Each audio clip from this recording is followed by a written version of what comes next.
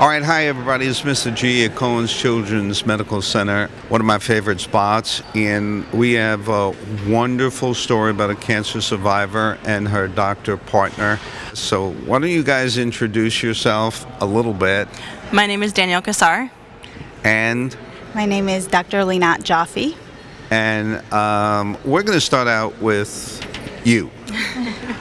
And I'd like to know, Danielle, yours is an amazing story. Take me back, all the way back to when you were healthy and something went wrong. Well, we're going to go back to 2003. I walked into this building and I was diagnosed with stage 4 Wilm's tumor cancer, a rare childhood cancer. Now, how old were you again? I was 8 years old. And what was the first sign that something was not right? I had pain in my back that I thought would quite literally kill me. What happened after you got the pain in the back? You started getting tests? Yeah, so I went for a bunch of tests, and the doctors confirmed that it was stage 4 cancer, so it means that it was spread throughout my entire body. The cancer had spread? Yes. You were 8 years old? 8 years old. And what was going through your mind? Why me? Why did this happen to me? I was just enjoying my toys and getting the ice cream in. And you came with your parents? Yes, I did. Do you remember their reaction? Oh, they were devastated. They started to cry right away. It was a really hard challenge to go through because as a child, your whole world stops. What happened during that year? Chemotherapy, radiation, a right nephrectomy, a medically induced coma, many days in the PICU. I lost out on a lot of my childhood in that year. From 8 to 9? Yes. At one point I read that you were so exhausted that, what happened? They placed me in a medically induced coma to administer chemotherapy to my body so it can just have a break. And then the kind of miracle happens here. I mean, you came out of the coma and? I was cancer-free. Say this again. I was cancer-free. They were administering chemo when you were in a coma? Yes. Heavy doses? Heavy doses. They didn't expect me to live much longer. I read that they were giving you last rites? Yes, I received my last rites in this building. In this building. And your parents were planning a funeral? Yes. You know the term holy cow? Holy cow, this is like... and then you got out of the coma and the doctors did what? How was this news presented? There was really no way to put it besides the word miracle. That's what they said? That's what they said. And called your parents in? Yes, and they said this is a miracle case. We don't know how to explain it. We don't know how it happened, but it just happened. When does Dr. Joffe come into your life? So I'm part of the Survivors Facing Forward program for about 10 years now. I met Dr. Joffe, and she is the director of the program, and she is a wonderful doctor. Dr. Joffe, what do you do here? I am a pediatric oncologist, and I am the medical director of the Survivors Facing Forward program. It's not just a medical clinic, though that is a big portion of what we do, but we address all aspects of life after childhood cancer, and we do so for childhood cancer survivors of all ages. How many kids are survivors of childhood cancer, and what does that actually mean? Because we hear things like 5 years. I don't know exactly what that means.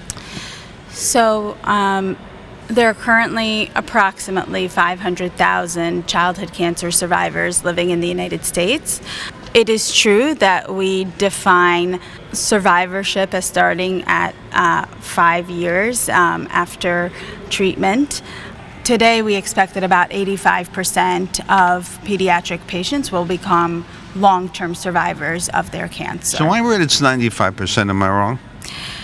It is 95% for some cancers, it is true, but because there are many types of cancer, when we look at the group as a whole, it is approximately 85%. becoming a cancer survivor is very much a milestone in itself. As you just heard from Danielle's very moving story. So our program is a lifelong program, meaning we see both pediatric and adult survivors. So this is I think this is a new term for a lot of people. People think of cancer remission, 5 years over with, go on. Right. After you're in remission, it's not really over. No, it's not, unfortunately. The good news is that we've made tremendous advances in the treatment of childhood cancer over the last several decades. And now about 85% of pediatric patients will go on to become long-term survivors. But with that, we know that the cancer itself and oftentimes the treatments that we use to achieve cure come with many long-term complications, which can be physical in nature. Like Danielle. Or oftentimes psychological in nature. Tell me about that. The cancer experience, as I briefly mentioned before, it's trauma, isn't it? It is. It can be very traumatizing, again, for kids, and especially children who are older oftentimes and can really feel the weight of disruption in their daily life, and oftentimes miss school, become disconnected from friends and peers, and even just losing your hair. Losing their hair, changing of looks, everything that in a moment's time they go from their everyday happy lives to being I know here. it's traumatic, but I'm always interested in young versus a little older when it comes to kids. Yeah. So the processing of a 7-year-old and the processing of a 15-year-old of cancer is very different, isn't it? Absolutely. Tell me. I think younger children can oftentimes be more resilient more quickly. It is felt much more when it occurs during those high school years, when your peers are going off to college and you're having to stay back. And so there's a lot there, and oftentimes our patients and their families aren't able to fully process everything Right. in the acute moment. What has Danielle done for you? She is the prime example of why we do what we do. Watching her thrive, knowing that we have an important role in her life and ensuring that she is doing what she needs to do to be sure that she's staying healthy and strong and running many marathons for many years to come. Many times when you're giving as a in the survival program Facing Forward, there's an exchange that goes on. You give to her, she gives to you, and you get better at what you're doing. 100%. Can you explain that part to us? Absolutely. People like Danielle make us better on many levels. They make us better caretakers and healthcare providers. And, relatively speaking, childhood cancer survivorship is a, quote, young field in that because our cure rates have improved so much in the last several decades, now we're seeing all those children grow into adulthood. Do you have any treatment now that goes on? No, thank God. Is there any problems that the cancer therapy caused? Very minimal problems. I have pulmonary fibrosis, so the radiation caused some scarring on my lung tissue, but it hasn't limited me at all. Including thinking of a marathon. Oh yeah. And you have a marathon under your belt? I have 2 marathons under my belt. Fastest time? 4:43. And we discussed this before. During the race, when everybody's cheering, you got upset because you realized... I couldn't beat 4:30. Right, so you're in Central Park. Running through New York City, and reminded that my legs were once legs that were not going to walk again, and that I truly can do anything. And you still got upset that you couldn't do a 4:30.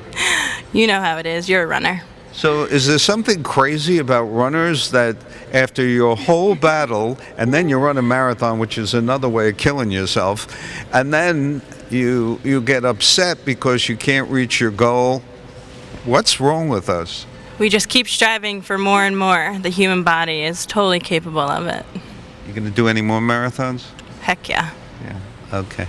You're here at the hospital now, giving back, right? I sure am. Tell me. Well, when I left here when I was 9, I was on a stretcher going to outpatient therapy, and I remember saying to myself, I'll be back. I just didn't know when. And here I am 20 years later. You're back because? This is what I'm meant to do. And you made the pledge to yourself because? I have to give back to those who've given back to me. Were you a nurse at this time? No, so currently I work in the emergency department. I'm an ED tech. We do a variety of tasks, anything to assist the patients from procedures, sutures, IVs, anything that will help them get better. The one thing I want people to understand and know is that survivorship doesn't stop when you leave this building or any building that you've been treated on. Survivorship is something that is a long-term theme, and that once you're a survivor, you're also reminded of the things that went right in your body. Your body healed itself with medicine or whatever your treatment plan may be. And are you holistic in any way with your food and stuff like that? I lead a healthy lifestyle. I don't take my health for granted. I know what it's like to not have it. So I will do anything to protect it. You were a patient. You become the poster girl. What's next? In 5 years, I want to be back on the hematology oncology unit, giving back to all of the kids that were once me. I'm going to go back to school, obtain a nursing degree, and I'll be right back here. That was said with total, I'm going to do it, positive energy. Absolutely. There's no limitations on my life.